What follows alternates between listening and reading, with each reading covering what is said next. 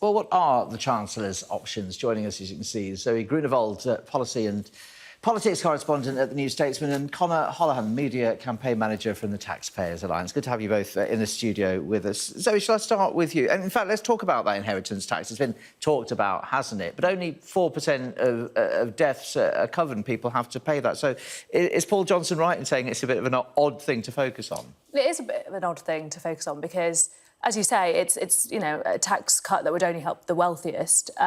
You have to have, as a couple, you'd have to have $1 million in assets in order to qualify for it. And although there are a number of houses now, we know people are sitting in properties that are considerably more expensive than they were when they first bought them. This really isn't a tax cut that working people, so to speak, would see. Hunt's talking about having found some money within his budget now, some movement to bring tax cuts to the backbenches, because they are really the people who are calling on him and have been calling on him for a long time to implement tax cuts. But this is in the context of, years of austerity. We've seen cuts to public services.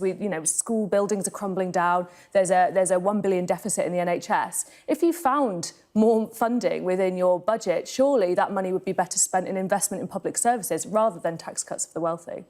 What would you like to see forming part of this statement then on Wednesday, Conor? Well, I think a cut to inheritance tax would be welcome. It's a really unpopular tax. But one thing we've seen in the newspapers this morning is that Hunt is looking at doing something on income tax. And because of the frozen thresholds, which were actually frozen by Rishi Sunak, those income tax thresholds, people are being taxed more and at a higher rate. And they call it a stealth tax because Hunt never had to announce an increase to income tax to fund it. So what I think a lot of people, something which would benefit everyone who's in work almost, would be to raise the thresholds of income tax rates.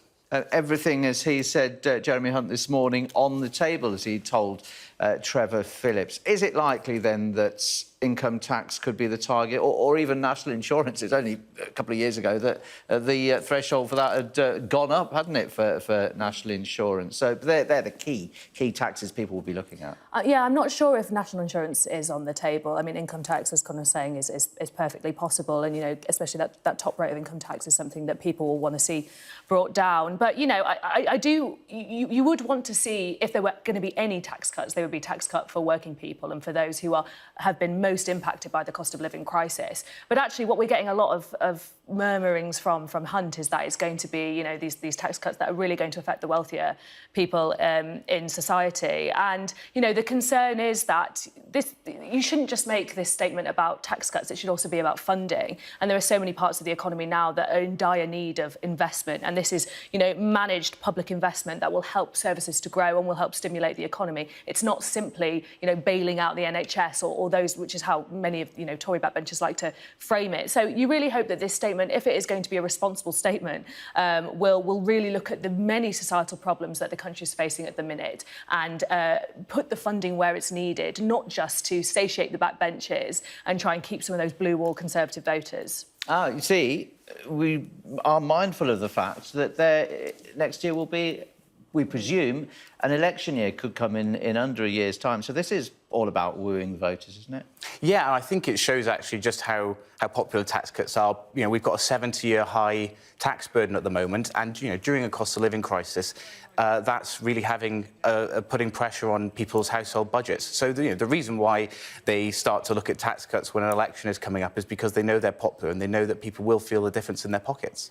He needs to stimulate growth, but he also says the one thing we will not do is any kind of tax cuts that fuels inflation. So what kind of room does that give him to operate? I mean, it's difficult, isn't it? It's, they've got to be responsible. And obviously, the Conservatives are riding slightly high on the fact that this week it was announced that inflation has halved. That's one of Rishi Sunak's pledges. But, public debt is still a large proportion of GDP. I think it's around 85%, if I remember correctly.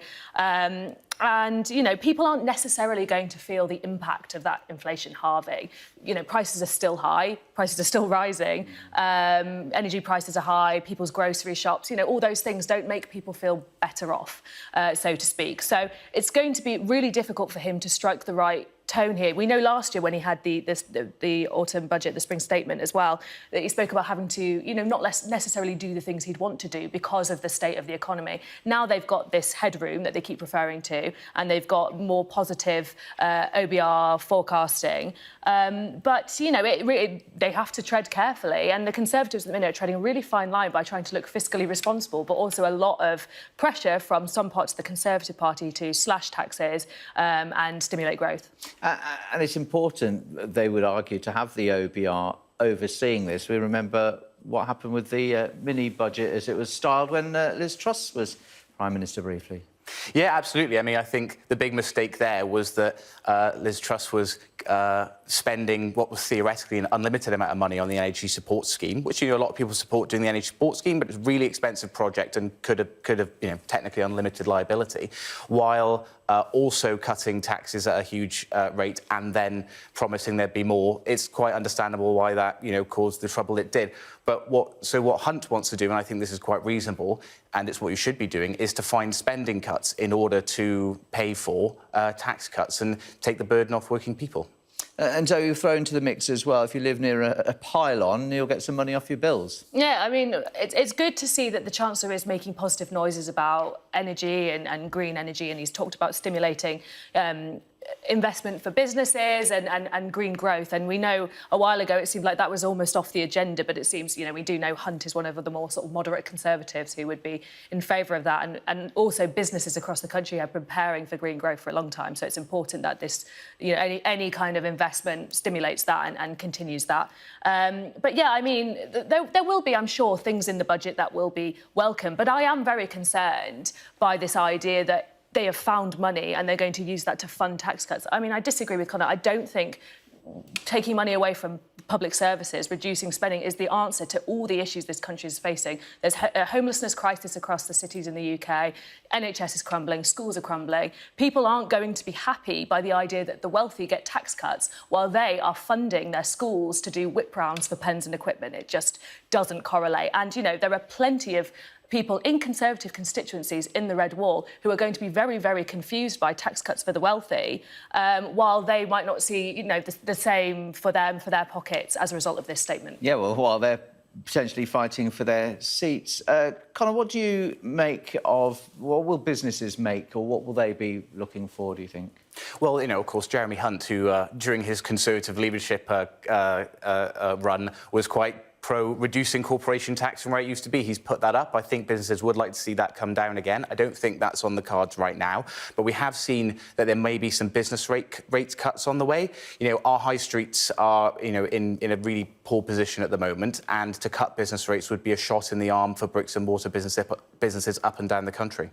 Yeah, and so overall, as you mentioned, Zoe, if he's going to give away something, if you're looking at tax cuts, which looks inevitable, doesn't it? It's going to have to take that from somewhere. Well, both of you, where is that likely to come from? Well, my worry is that will come from money that should be better spent in the public service. We've talked about this £1 billion deficit in the NHS. The NHS is consistently top of the public's priorities, along with cost of living. There are, 7 billion people on waiting lists in this country. Actually, some estimates that it could be even as high as 20 billion because of people waiting for procedures after operations and things like that. The idea that if you find money and you don't invest it in these things that desperately need it, I think is really, really difficult for the Chancellor to justify. And I do think that this budget is very much a pre-election budget. They're going to be promising lots of things that wouldn't necessarily come in before the next election anyway. They'll be setting some traps for Labour as well, maybe doing things that Labour would have to undo. It's very much the kind of Conservative, means of attack at the minute. And it doesn't seem to be a budget at the minute, from what we've heard, that's very much kind of in touch with actually the issues in the country and what it is that working people want.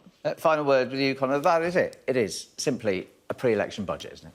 Yeah, well, like I say, the reason that inheritance tax is being looked at is because it's such an unpopular tax, OK? Very few people pay it. More people are due to pay it over the next few years, and people want to be in a position where they're almost liable for it, where they've got an estate big enough to hand on to their loved ones. And, yeah, when you've got an election coming up, of course, you want to ease this 75-year high tax burden people are labouring under at the moment. Well, we've got a few days to find out what happens, haven't we?